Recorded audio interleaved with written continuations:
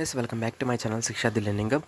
So friends, మనకి ఏపీలో already intermediate ఫలితాలు అయితే రిలీజ్ చేయడం అయితే జరిగింది కదా.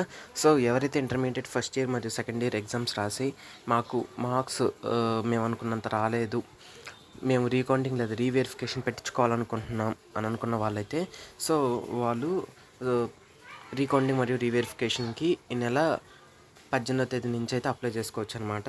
సో ఈ నెల 18వ తేదీ నుంచి మనకు ఆన్లైన్లో ఈ యొక్క ఆప్షన్ అయితే ఎనేబుల్ చేయడం అయితే జరుగుతుంది.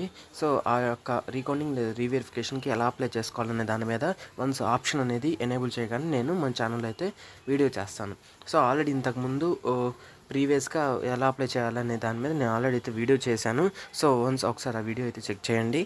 అదేవిధంగా ఇప్పుడు స్క్రీన్ మీద చూస్తున్నారు కదా, ఈ యొక్క ఫీజు లిస్ట్ అనేది ఎలా ఉంటుందని చూస్తాము. సో రీకౌంటింగ్ కోసం వచ్చేసి మనకు ఒక్కొక్క సబ్జెక్ట్కి 260 రూపీస్ అయితే ఉంటుంది అనమాట.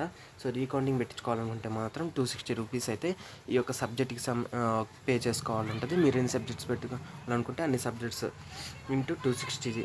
సో ఈ విధంగా మీరు రీకౌంటింగ్ పెట్టుకోవాలి. అదేవిధంగా రీవెరిఫికేషన్ పెట్టుకోవాలనుకుంటే మాత్రం సబ్జెక్ట్కి 300 రూపీస్ అయితే పే చేయాల్సి ఉంటుంది. సో ఈ రీకౌంటింగ్ రీవెరిఫికేషన్ 2 ఆన్లైన్లో పెట్టుకోవచ్చు. సో ఆన్లైన్లో మీరే బయటకు వెళ్ళకుండా ఎలా పెట్టుకోవాలనే దాని మీద నేను చెప్తాను, వీడియో చేస్తాను మళ్ళీ. అదేవిధంగా ఈ రీవెరిఫికేషన్కి అయితే 1300 అనమాట. సో ఇక్కడ గుర్తుపెట్టుకోవాల్సిన అంశం ఏంటంటే, ఒక్కసారి ఫీజు చెల్లించిన తర్వాత రీఫండ్ అయితే అవ్వదు. సో మీరు రీకౌంటింగ్కి పే చేసి కాదు నాకు రీకౌంటింగ్ వద్దు రీవెరిఫికేషన్ పెట్టుకోవాలనుకుంటే మాత్రం ఈ యొక్క ఫీజు అయితే బ్యాక్ అంటే రిటర్న్ చేయరనమాట, రీఫండ్ అయితే ఉండదు. సో మీరు దేనికైతే పెట్టారో దానికే మీరు రీకౌంటింగ్ లేదా రీవెరిఫికేషన్ అయితే కంపల్సరీగా ముందే చూసి పెట్టుకోండి, లేదంటే మనీ అనేది వేస్ట్ అవుతాయి. సో మ్యాక్సిమం రీకౌంటింగ్ అయితే వేస్ట్, రీవెరిఫికేషన్ అయితే బెటర్. సో ఇది ఎందుకనేది మీకు వీడియో కావాలంటే కామెంట్ సెక్షన్లో కామెంట్ చేయండి, నేను వీడియో చేస్తాను పర్ఫెక్ట్గా.